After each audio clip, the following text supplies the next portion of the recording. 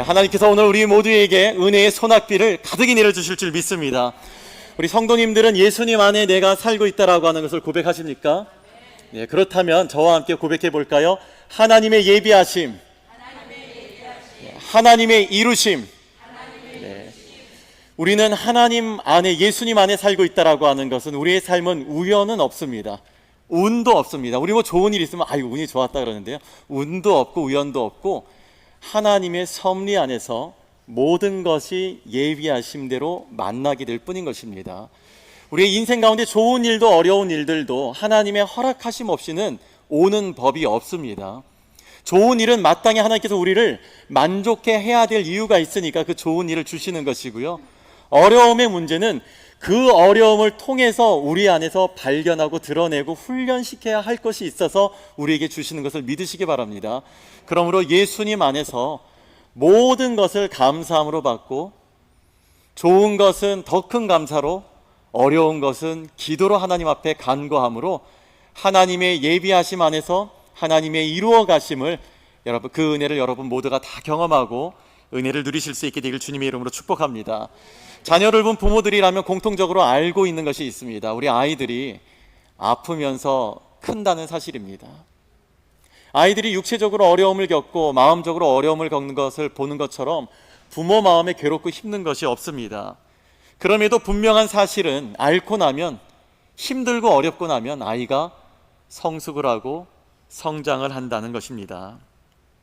고난은 어느 누구도 자기 것으로 싶어하지 않습니다. 어린아이에서부터 노인에까지 그 유형과 정도는 다르지만 고난을 단 한 번도 겪지 않는 그러한 사람은 없습니다. 우리가 할 수 있다면 어렵지 않으면 참으로 좋겠습니다만 고생이나 아픔이 결코 나쁘다고만 말할 수가 없습니다. 또한 어려움만이 줄 수 있는 또 긍정적인 효과 또한 우리가 무시할 수는 없습니다. 오래전 서구 사회의 결혼 풍습 가운데에는 시집가는 딸에게 어머니가 진주를 주는 풍습이 있었습니다. 이때 건네는 진주를 frozen tears, 얼어붙은 눈물이라고 불렀다고 합니다. 딸이 앞으로 시집에 가서 흘려야 할 그 많은 눈물을 상징하는 것이기도 했지만, 그러나 더 큰 이 진주를 주는 이유는 이 보석 중에 이 진주가 만들어지는 그 과정에 어머니가 이 진주를 딸에게 주는 의미가 컸다고 합니다. 진주는 광물에서 만들어지지 않고 생명체에서 만들어집니다. 그리고 진주가 만들어지는 그 과정에 가장 큰 의미가 있습니다. 진주는 아비큘리데라고 불리는 굴 안에서 만들어지는 보석입니다.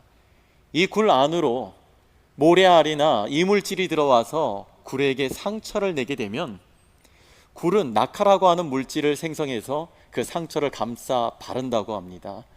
그렇게 상처가 아물 때까지 계속 낙하를 바르면서 만들어지는 보석이 바로 진주입니다.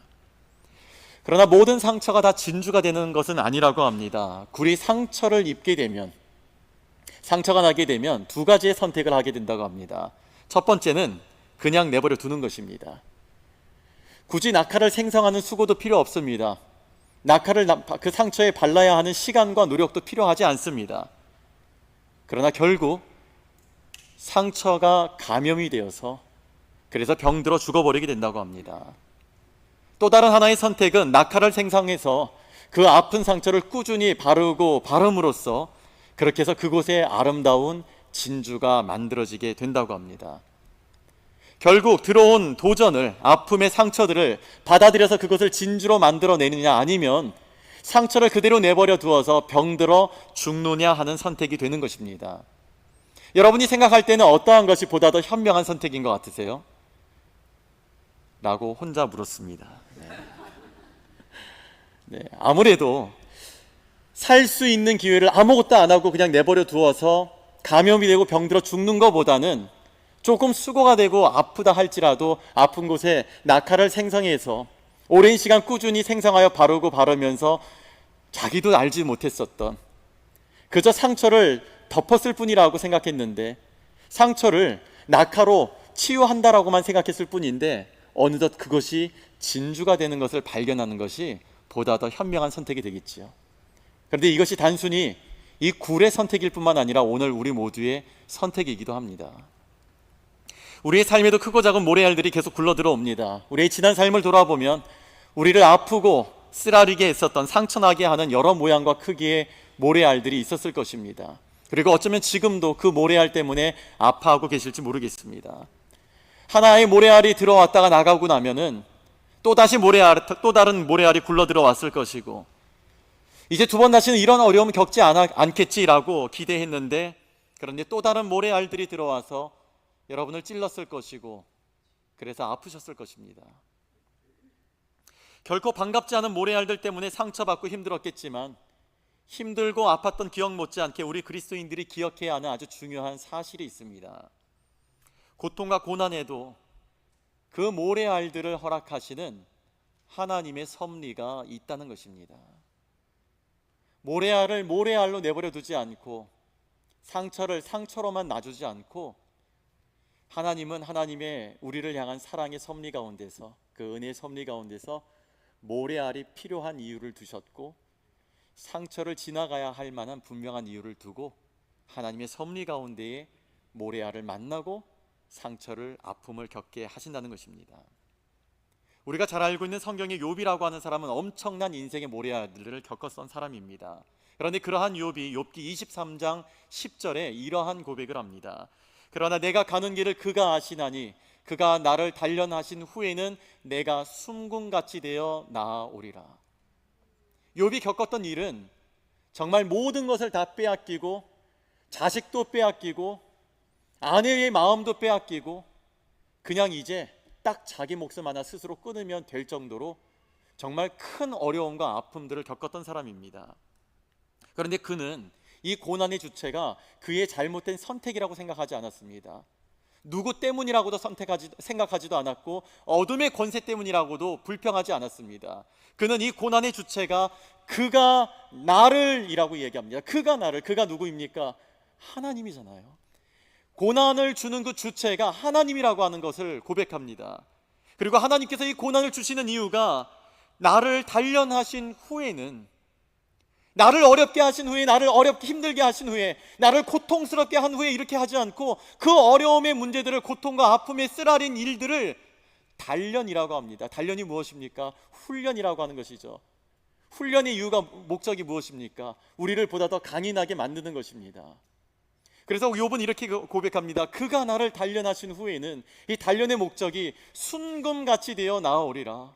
나를 더 순수한 신앙으로, 나를 더 순결한 믿음으로 만들기 위하여서, 하나님만 온전히 의지하는 삶으로 살게 하기 위하여 하나님께서 나를 단련하셨다라고, 그 아픔들로, 그 모래알들로, 그 찌르고 쏘는 것들로 나를 단련하셨다고 고백한 것입니다. 여러분, 그렇지요. 남들과 똑같이 바라보고 생각할 때는 하나님 복이 되는 것을 굳이 고난으로 포장을 하시는 그 이유를 알 수가 없는 것입니다. 그래서 그냥 고난과 고통이 지겹기만 합니다.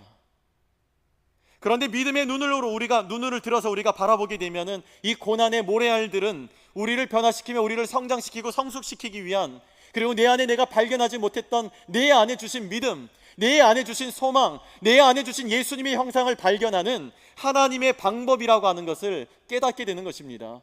그러면서 저는 우리 성도님들 모두가 누구나 다 똑같이 보는 대로 살지 않고 믿음으로 보고 살아가는 우리 모두가 되기를 주님의 이름으로 축복합니다. 하나님은 모래알을 통해서 우리를 아름답고 보배로운 진주로 만들어 가십니다. 하나님 왜 우리에게 이렇게 불같은 일을 주십니까? 라고 우리는 생각할 수 있지만, 그 불같은 연단을 통해서 우리 안에 있는 영적인 불순물들을 다 뽑아내십니다. 하나님 왜 나를 이런 구렁텅이로, 왜 이런 나를 수렁으로 던지십니까? 라고 생각하지만, 그 물같은 환난에 나를 던짐으로 인해서 하나님은 우리를 보다 더 견고하고 단단하게 빚어가고 계십니다. 구약 성경에는 하나님께서 이스라엘 백성들을 아름다운 하나님 나라의 진주로 만들어가기 위해서 40년이라고 하는 세월을 광야를 걷게 하신 이야기가 기록되어져 있습니다. 그리고 그 광야에서 수많은 모래알들을 겪게 하셨습니다. 출애굽을 하자마자 하나님께서 사랑하셔서 그들에게 찾아오셔가지고, 나는 너희의 하나님이 되고 너희는 나의 백성이 되리라. 하나님께서 이제 그 백성을 품어 안으시며 그 사랑으로, 하나님의 인도하심으로 이끌어내셨는데, 출애굽을 하자마자 만난 것이 무엇이었습니까? 살 길을 다 막고 있는 홍해를 만나게 되었습니다. 또 무슨 어려움을 만났습니까? 마실 물이 없고 먹을 양식이 없고 아말렉과 에돔과 같은 감당할 수 없는 위협을 만나게 하시고 때로는 어떤 길로 가야 할지 몰라서 방황할 때도 있었습니다. 그 모든 어려움들은 진짜 죽느냐 사느냐 하는 위기였습니다. 오늘 우리들이 겪고 있는 일들처럼 이 비즈니스를 내가 계속 하자니 뭐 수입이 나는 것 같지도 않고 접자니 가족들 먹고 살 일이 걱정이 되고 이 직장 너무 힘들고 지겨워서 때려치고 싶은데 때려치는 건 순간이지만 그러고 나면 우리 아이들 어떡하나, 우리 가족 어떡하나, 이러지도 못하고 저러지도 못하고 콕 깨워서 비즈니스 하는 것 같고 콕 끼워져 가지고 직장 생활하는 것 같고 우리 아이들 크는 거 보면서도 하나님 미국에서 우리 아이들 자라게 하셨으면 좀 아이들을 보면서도 감사할 이유도 좀 주셨으면 좋겠는데 이거는 나도 살기 힘들어 죽겠는데 애들 보면서는 더 속 썩고 하나님이 도대체 왜 이러한 상황 가운데 놓아두는지 알지 못하고 너무 힘들다 보면 하나님 차라리 이대로 데려가셨으면 좋겠습니다라고 생각이 들 정도로 마찬가지로 40년이라고 하는 시간 동안 광야를 걷고 있었던 이스라엘 사람들에게 그 모든 문제들은 진짜 그야말로 죽느냐 사느냐 하는 위기였습니다. 하나님께서 사랑하여서 출애굽을 시키셨는데 이스라엘 사람들은 40년 동안 한계를 경험하고 또다시 한계를 경험하는 수많은 모래알들을 만났었습니다. 그런데 이 모래알이라고 하는 고난과는 달리 이것은 하나님의 탁월한 계획이었습니다. 애굽을 나왔기 때문에 출애굽이 아니죠.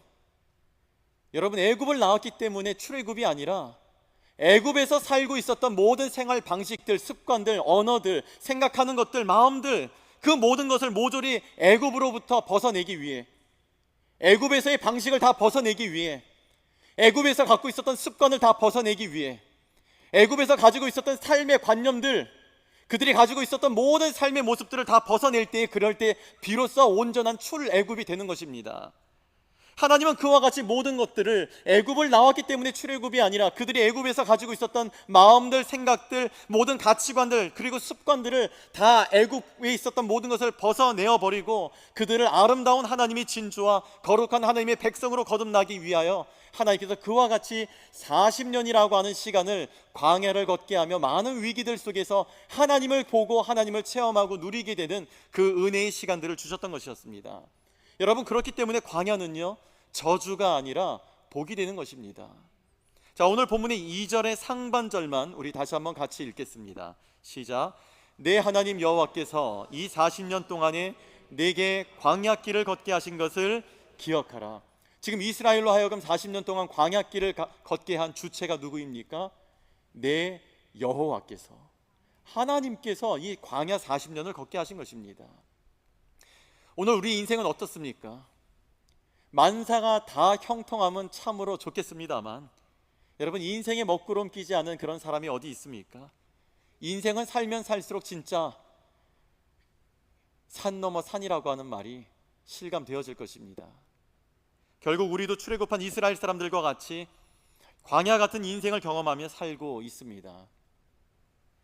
하나님이 이스라엘을 사랑하여 복이 되게 하려고 광야를 걷게 하신 것처럼 오늘 우리의 삶에도 내키지 않는 이 광야 같은 인생을, 특별히 이 이민의 삶이 또 얼마나 광야 같습니까? 광야 같은 이 이민의 이 삶을 걷게 하시는 하나님의 레슨이 분명히 있습니다. 하나님의 그 예비하심 안에서 우리를 이곳 미국으로 보내신 것이고, 하나님의 예비하심을 이루기 위하여 그 넓은 미국에서도 조지아에 보내신 것이고, 그리고 하나님의 그 예비하심을 이루기 위하여 그 조지아의 많은 곳 가운데서도 메이컨, 그리고 이 시간에 하나님의 그 예비하심을 이루기 위하여 성도님들을 이 시간 이 자리에 예배하게 하시는 것입니다. 우리 모두가 함께 오늘 말씀을 통하여서 우리를 이와 같이 광야를 걷게 하시는 이 광야 레슨의 내용들을 함께 생각해 보기를 원합니다. 첫 번째 광야 레슨은요, 겸손을 배우라고 하는 것입니다. 자, 오늘 말씀을 우리가 보면은 반복되는 말씀들이 있습니다. 2절을 보시면 내 하나님 여호와께서 이 40년 동안에 너로 광야의 길을 걷게 하신 것을 기억하라. 이는 너를 낮추시며, 3절에도요 너를 낮추시며 너를 줄이게 하시며, 그리고 오늘 본문 뒤에 16절에도 보면은요 이는 다 너를 낮추시며 너를 시험하사 마침내 내게 복을 주려 하심이라. 여러분, 반복되는 메시지를 발견하셨습니까? 무슨 말씀이죠? 그렇죠. 낮추시며.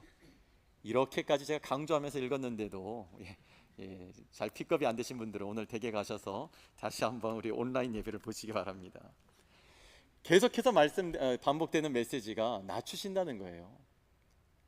우리 하나님께서 우리를 사랑하여서 구원하셨고, 하나님께서 사랑하셔서 이스라엘 백성들을 출애굽하게 하셨다라면 사랑하는 자를 높여주셔야 하는데, 왜 하나님께서는 자꾸 낮추고 또다시 낮추시는 이러한 훈련을 시키는 것일까요? 이스라엘이 훗날 가나안에 들어가서 하나님이 예비하신 복을 누리게 될 때에 하나님께서 주시는 그 모든 복들이 하나님이 아니라 다 자기가 그 복 받을 만해서, 자기가 그 복 다 받을 만한 믿음이라서 그런 줄로 착각하고 교만해질까봐, 그래서 화가 복이 된 것이 아니라 하나님께서 주신 복을 화로 만들어 버리지 않게 하기 위해서 하나님께서 그와 같이 낮추는 연단을 하신 것입니다. 여러분, 사람에게 가장 치명적인 독 중에 하나가 교만입니다. 저를 비롯해 우리 모두에게는 다 교만의 인자가 다 있어요. 처음에는 칭찬하고 격려해주면 아니라고 이러는데, 그러다 어느 순간엔 사람들이 내가 뭘 해도 알아주지도 않고 칭찬도 안 해주고 인정해주지 않으면 사람들이 강팍하다고, 내가 그렇게 하는데도 한 사람도 도와주지 않는다고, 우리 안에는 다 그런 교만이 있습니다. 그런데요, 잠언 16장 18절에서 이 교만에 대해서 교만은 패망의 선봉이라는 말씀을 합니다. 교만한 자 반드시 망하게 된다라고 하는 말씀을 하십니다. 하나님은 고난을 통해서 우리 안에 있는 이 교만의 독소를 뽑아내고 마침내 복이 되기를 원하십니다. 하나님께서 우리에게 주시기로 예비한 그 복과 은혜를 우리가 누리는 삶이 되기를 원하십니다. 그래서 우리 안에 이 교만의 독소를 뽑아내시는 훈련을 거듭시키는 것입니다. 우리 함께 앞을 보시면서 야고보서 4장 6절 말씀 함께 읽겠습니다. 시작. 그러나 더욱 큰 은혜를 주시나니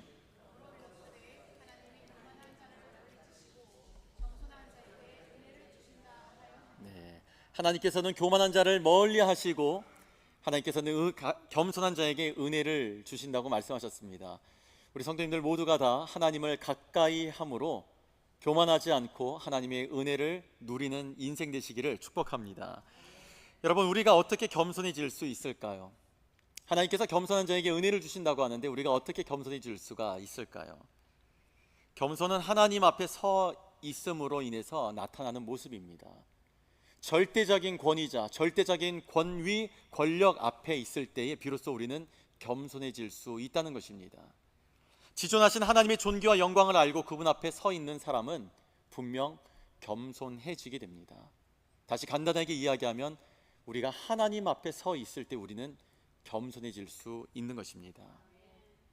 더러 겸손을 친절하고 양보 잘하고 얌전하고 말수가 적고 뒤로 빼는 것을 겸손으로 생각하는 분들이 있습니다. 그래서 평소 같지 않게 사람들 모인 데 가면, 좀 낯선 어떤 모임에 가면은 말수가 적고 뒤로 빼고 얌전하고 나서지 않고 이렇게 생각하는 것을 겸손이라고 생각할 수 있는데요, 여러분, 이건 겸손이 아니죠. 그건 내숭이죠. 여러분, 겸손은 그렇게 자리와 사람을 봐가면서 달라지는 것이 아니라 하나님께서 나의 모든 것을 다 아시고 또 하나님이 나를 다 들으시고 하나님께서 나를 다 보고 있다라는 것을 분명하게 고백하며 언제나 하나님 앞에 살아가는 사람이 겸손한 것입니다. 하나님이 광야에서 이스라엘을 낮추며 또 낮추시는 레슨을 하셨던 것은 마침내 약속의 땅에 들어가 그곳에서 예비한 모든 복을 얻고 누리게 하기 위한 하나님만의 특별 처방이었습니다. 하나님은 우리에게 고난을 통해서 겸손을 배우게 하시고 겸손을 통해서 마침내 영원한 생명과 상급과 면류관을 얻게 하여 주십니다. 우리 모두가 교만하지 않고 겸손할 수 있는 비결은 세상 속에서 내 자신을 보지 않고 날마다 하나님 앞에 서는 것입니다. 하나님 앞에 서고 예수님을 깊이 묵상하면 지금까지 내가 살아온 이 모든 것이 다 하나님 베풀어 주신 은혜라고 하는 사실을 고백하게 됩니다. 뿐만 아니라 매일 아침 일어날 때마다 아이고 죽겠다 기지개 하면서 일어나는 그런 삶이 아니라 또다시 시작하는 하루가 아니라 내 오늘 맞이하는 오늘 하루는 하나님께서 나를 사랑하시는 증거라고 하는 사실을 고백하게 되는 것입니다. 그러므로 사랑하는 여러분, 고난에 시험되지 마시고 부디 고난을 통하여서 하나님을 배우고 겸손을 배우는 거룩한 성도 되시기를 주님의 이름으로 축복합니다. 두 번째 광야의 레슨은 말씀을 배우라고 하는 것입니다. 오늘 본문 2절의 하반절에 우리 너를 시험하사에서부터 우리 3절까지 말씀 같이 우리 읽겠습니다. 시작. 너를 시험하사 내 마음이 어떠한지 그 명령을 지키는지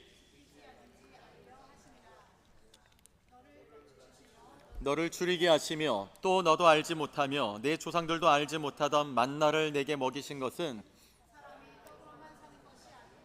여호와의 입에서 나오는 모든 말씀으로 사는 줄을 내가 알게 하려 하심이라. 아멘.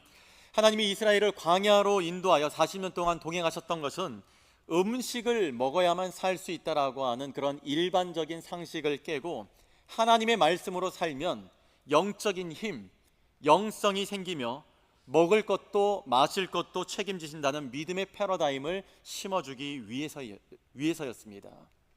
여러분, 우리가 잘 알고 있는 말씀 가운데 하늘의 새를 보라, 들의 꽃들을 봐라, 저 새들을 먹이시고 저 꽃들을 입히시는 분이 누구냐 이러잖아요.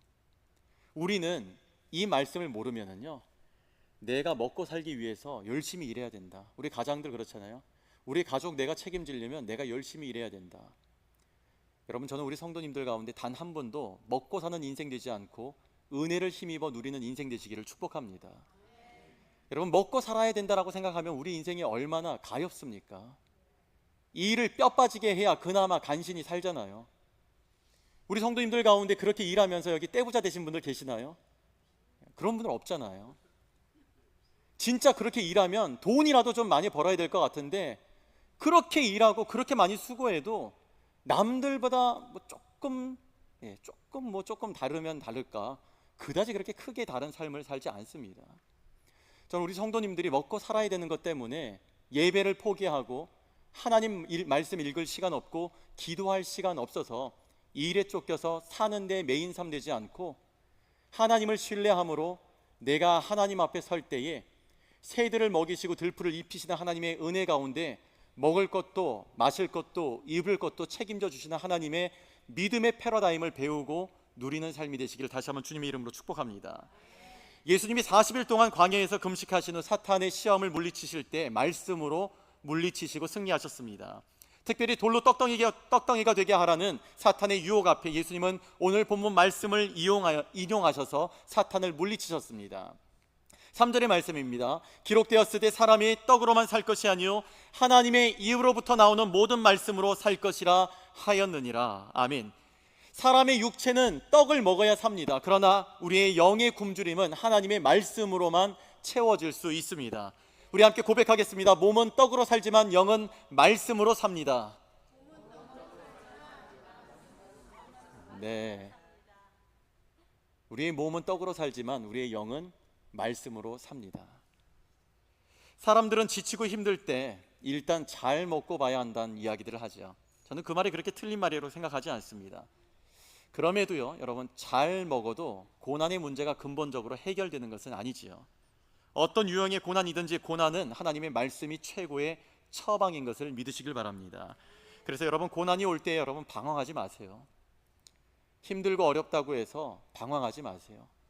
차 몰고 나가서 드라이브 해봐야 문제는 해결이 되지 않는데 기름값만 듭니다. 어렵고 힘든 거 어디 가서 풀어볼래야 돈은 들지 모르지만 문제가 근본적으로 해결되지 않습니다. 마음이 어렵고 여러분 고난이 찾아올 때 여러분 방황하지 마시고 말씀 앞으로 나오시기 바랍니다. 고난의 레슨은요, 말씀의 레슨입니다. 자, 우리 앞을 보시면서 시편 119편 71절 말씀 같이 읽겠습니다. 시작. 고난당한 것이 내게 유익이라 이로 말미암아 내가 주의 율례들을 배우게 되었나이다. 아멘. 숱한 고난을 겪었던 다윗은요, 고난의 달인이라고 말해도 여러분 과언이 아닐 것입니다. 정말 인생의 별의 별 고난을 다 겪었던 다윗은 이 고난의 달인이었습니다. 그런데 고난으로 인해서 하나님의 말씀을 생각하게 되었고, 그리고 그는 말씀이 없으면 고난에 잡아먹히게 되지만 말씀이 있으면 말씀이 고난을 잡아먹는 것을 경험했습니다. 사랑하는 여러분, 고난은 당하는 것이 아니라 그 고난으로 그로 인해서 하나님의 말씀을 배우게 되는 유익이 되는 것을 우리 모두도 다 경험하고 우리도 고백할 수 있게 되기를 축복합니다. 성도 여러분, 고난이 올 때 고난을 묵상하지 마시고 말씀을 묵상하시기 바랍니다. 고난 때문에 기도도 안 되고 말씀도 귀에 들어오지 않을 때가 있죠. 저도 그런 걸 압니다. 저도 공감합니다. 그러나 고난 때문에, 힘든 것 때문에, 어려운 것 때문에 기도도 안 되고 말씀도 안 들어온다며 푸념해봐야 해결되지 않습니다. 여러분, 그렇게 푸념하지 마시고 기도와 말씀을 포기하게 만드는 그 사탄의 거짓말에 속지 마시고 뿌리치시기 바랍니다. 그리고 그 시간과 힘을 아껴서 여러분 더 틈틈이 기도하시기 바랍니다. 여러분의 고난을 묵상하면 고난이 여러분의 마음을 집어삼킵니다.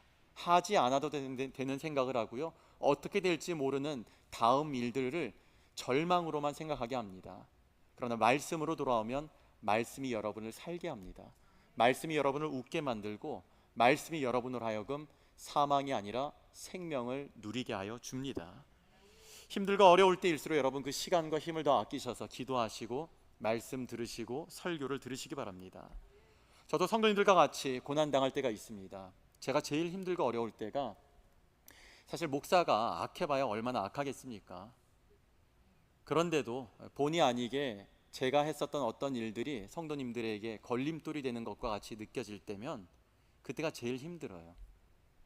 성도들에게 디딤돌과 같이 제가 역할을 하지 못하고 제가 하고자 하고 제가 이야기하고 제가 계획하고 선택했던 어떠한 것이 성도들을 위하고 교회를 위하고 하나님께 영광이 되길 원하는 일을 한다고 생각했던 것이 다른 한 부분에서는 어떠한 분에게는 그것이 걸림돌이 된 것 같은 것을 보게 될 때에 그때 참 마음이 힘들고 어렵습니다. 그런데 그럴 때 제가 쓰는 하나의 처방이 있습니다. 힘들어질 때마다 더욱더 소리를 내가지고 하나님 말씀을 읽습니다. 더 소리를 내가지고 제가 기도하고요, 그리고 더 소리를 내가지고 찬송을 부릅니다.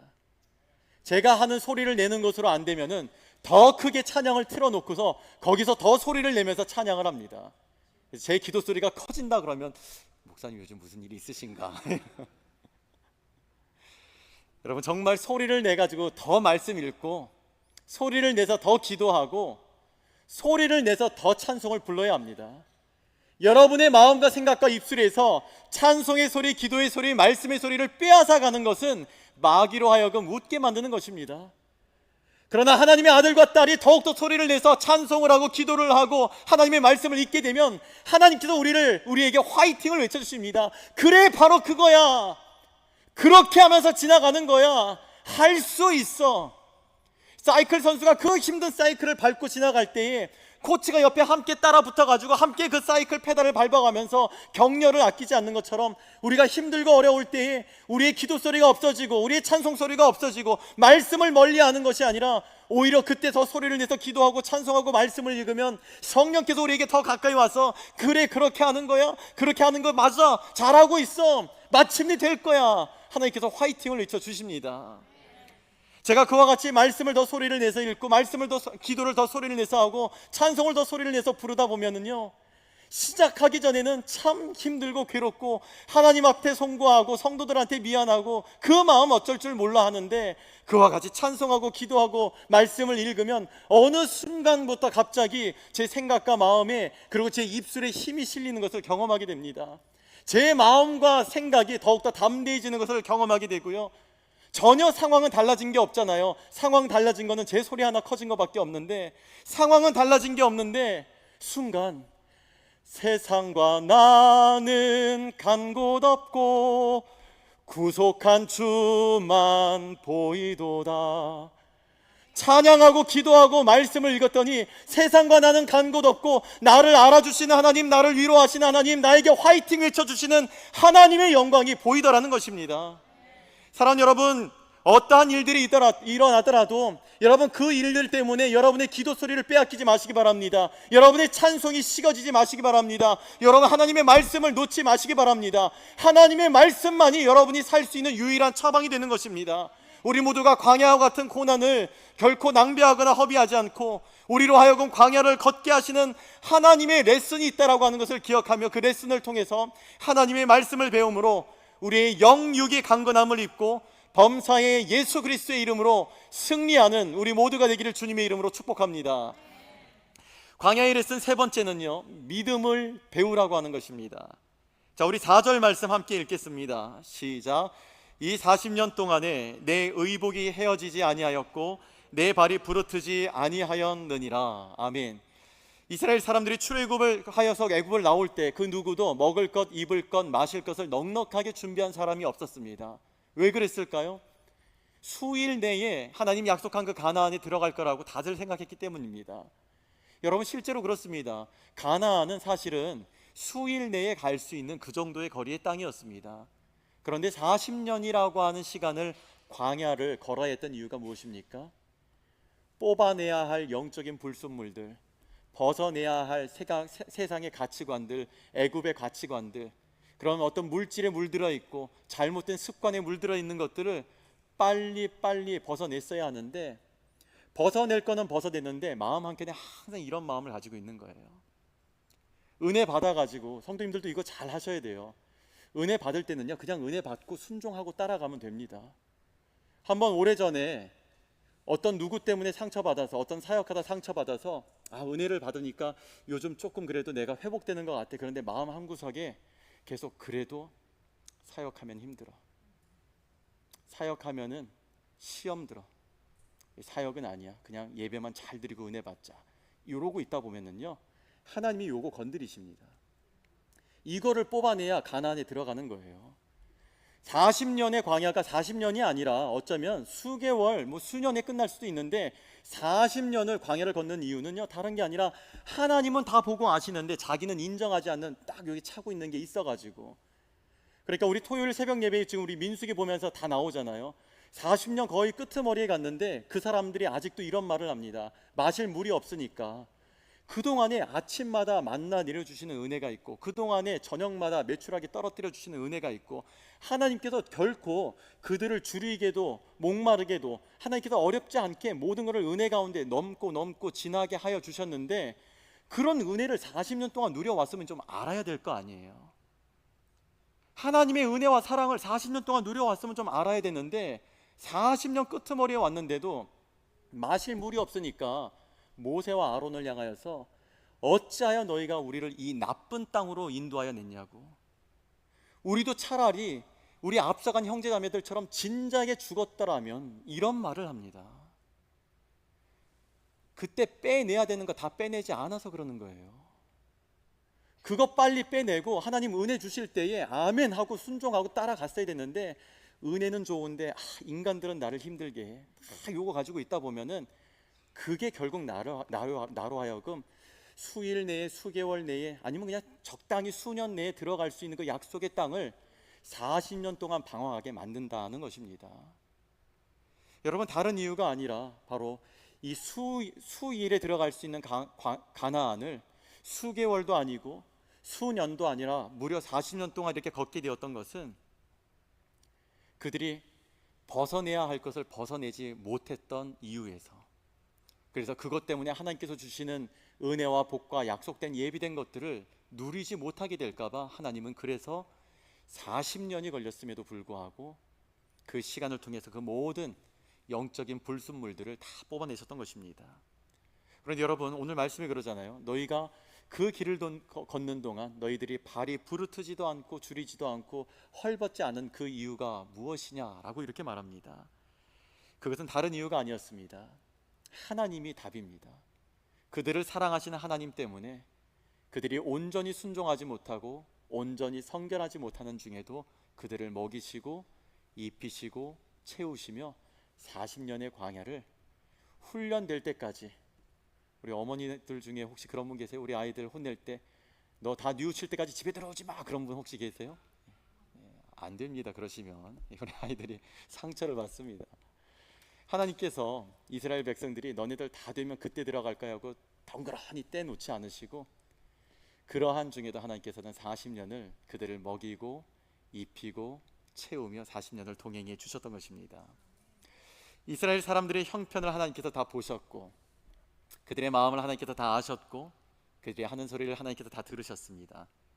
그래서 그들이 온전하지 않은 중에도 그들을 책임져 주셨던 것입니다. 아침에는 만나를 내려주시고 저녁에는 메추라기를 내려주시고 쓴물은 단물로 만들어주시고 바위에서 물이 터져나오게 하여 주시고 태양볕이 뜨거운 낮에는 그 낮에 사람들이 기진하지 않도록 하나님께서 구름 기둥으로 은혜를 베풀어 주시고 저녁에는 그 사막 기후에 몸 상하지 않도록 건강 상하지 않도록 하나님께서 불 기둥으로 함께하여 주시며 광야 40년은 그야말로 하나님의 은혜의 여정이었고 은혜의 행진이었던 것입니다. 이 모든 것은 그들을 사랑하시는 하나님 때문에 가능했던 것입니다. 인생의 광야를 만나게 될 때 우리가 주목해야 하는 것은요, 여러분, 고난이 아니라 하나님의 섭리입니다. 우리가 지금까지 어떠한 일들을 겪어왔다 하더라도 예수님 안에 있다라고 하는 걸 여러분이 기억하고 있다면 하나님의 그 예배하심을 이루어가는 과정 속에서 이미 이루어진 것도 있고 이루어질 것도 있는 것입니다. 그러므로 여러분, 고난 가운데 우리가 광야를 걷는 것 같고 외롭고 힘들 때 아플 때에 우리가 결코 절망하지 말고 주목해야 하는 것은 고난의 형상과 모습이 아니라 하나님의 섭리인 것입니다. 나를 단련하고 성숙시켜서 마침내 광야에 깃든 하나님의 섭리를 이루어 가신다는 것을 생각하며 우리는 바라보아야 합니다. 자, 그러한 의미에서 우리 함께 고백해 볼까요? 나의 끝은 하나님의 시작입니다.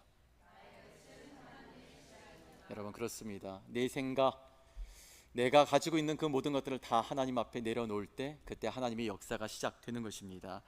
사랑하는 여러분, 주 안에 있는 우리를 세상이 절대로 끝내지 못합니다. 여러분이 겪고 있는 어떠한 일들이 아무리 힘들고 어렵다 하더라도 그것이 여러분은 절대로 예수님 안에 있는 여러분을 끝내지 못합니다. 오히려 우리가 예수님 안에서 나는 날마다 죽노라를 바울과 같이 고백할 때에 그럴 때 하나님의 새로운 역사가 시작되는 것을 믿으시기 바랍니다. 비록 우리가 다 이해가 되지 않아도 힘들고 고통스러운 광야라 할지라도 하나님께서 그 예비하심 안에서 우리를 광야로 하여금 광야를 걷게 하셨다면 여러분, 반드시 이 광야는 여러분의 앞날에 복이 되는 것을 믿으시기 바랍니다. 고난이 결코 부서지지 않고 아름다운 하나님의 진주로 거듭나게 될 것을 의심 없이 믿으시기를 축복합니다. 스트레스가 모든 병의 원인이라고 하잖아요. 그런데 참 역설적이게도 적당량의 긴장감, 그 스트레스는 우리로 하여금 오히려 장수하는 데 도움이 된다고 합니다. 독감을 일으키는 바이러스가 침투하면 심하게 독감을 앓게 되지만 마찬가지로 역설적이게도 적당량의 독감 바이러스를 백신이라고 하는 이름으로 주사하게 되면 오히려 독감에 걸리지 않게 되듯이 반드시 반갑지 않은 우리의 광야 같은 이 고난일지라 할지라도 이것이 누구에 의하여 또한 어떤 의도로 허락되었는지를 알면 우리는 절망하지 않고 소망할 수 있습니다. 사망을 두려워하지 않고 생명을 누릴 수 있습니다. 여러분이 혹 광야에 놓여 있다고 생각되고 그리고 지금 겪고 있는 일이 고난이라고 여겨진다라면 여러분, 이 말씀을 기억하시고 여러분의 지쳐가는 영혼을 향하여, 인생을 향하여 선포하시기 바랍니다. 자, 우리 앞을 보면서 함께 큰 소리로 로마서 8장 38절과 39절 말씀 함께 선포하겠습니다. 시작. 내가 확신하노니 사망이나 생명이나 천사들이나 권세자들이나 현재일이나 장래일이나 능력이나 높음이나 깊음이나 다른 어떤 피조물이라도 우리를 우리 주 그리스도 예수 안에 있는 하나님의 사랑에서, 우리를 사랑하시는 하나님의 사랑에서 어떻게 합니까? 끊을 수가 없는 것입니다. 사랑하는 여러분, 어떠한 인생의 어려움이 있다 하더라도 그것이 여러분을 끝내지 못합니다. 하나님의 사랑이 더 큽니다. 하나님의 사랑이 더 강합니다. 영원한 하나님의 사랑이 여러분을 애워싸고 있고 붙들고 있는 것을 믿으시기를 축복합니다. 우리는 구원받는 순간 우리는 하나님의 소유가 됐습니다. 그렇기 때문에 우리 삶은 우리 각자의 것이 아니라 하나님의 것입니다. 인생의 광야 같은 고난은 마귀의 권세로부터 오는 것이 아니라 우리를 보배롭고 거룩하게 다듬어 가시는 하나님의 섭리라고 하는 사실을 기억하시기 바랍니다. 사랑하는 성도 여러분, 우리 모두가 하나님의 뜻 안에서 하루하루 겸손의 사람, 믿음의 사람, 말씀의 사람으로 빚어져 가고 그로써 하나님만이 이루어 가시는 하나님 나라의 진주로 가득한 우리 교회가 될 수 있게 되기를 영원한 소망이 되시는 우리 구주 예수 그리스도의 이름으로 축원합니다.